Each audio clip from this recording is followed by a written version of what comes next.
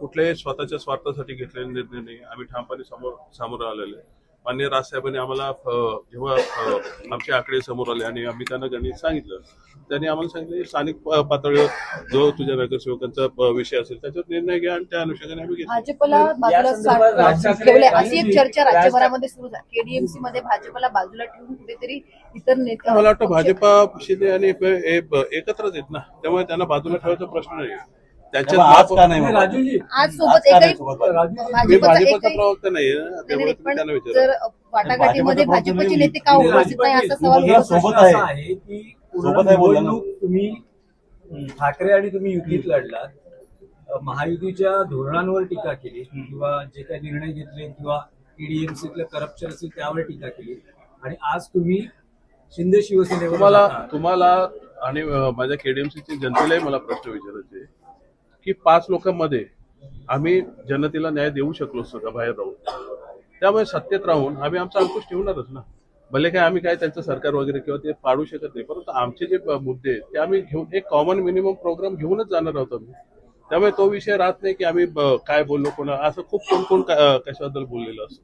परंतु स्थानिक सत्तेमध्ये सामील झाला आहे की तुमची काही नाराजी होती का जेव्हा निवडणूक भाजपने काही जागा लढल्या तिथेही शिवसेना उभाटाने एबी फॉर्म दिले, तर अशी काही तुमची नाराजी होती? काही गोष्टी तिथे घडल्या होत्या, काही सीट माझ्या पडल्या पण होत्या, परंतु ती नाराजी व्यक्त करण्याची वेळ नाहीये.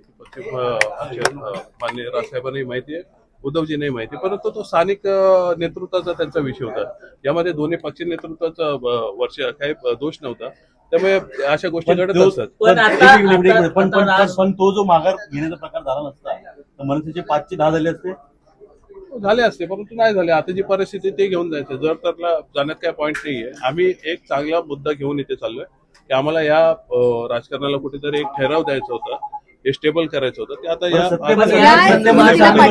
तुमचा निर्णय तुम्ही घेऊ शकता, ही मुभा दिली होती. संदीप, तुम्ही काय जस्टिफाय कराल हे जे नवं समीकरण होत आहे कल्याण डोंबिवलीमध्ये? मला पक्ष म्हणून याचा काही संबंध नाही. जो निर्णय आहे तो स्थानिक नेतृत्वाला घ्यायचा अधिकार सर्वांना राजकारणाने घेतलेला.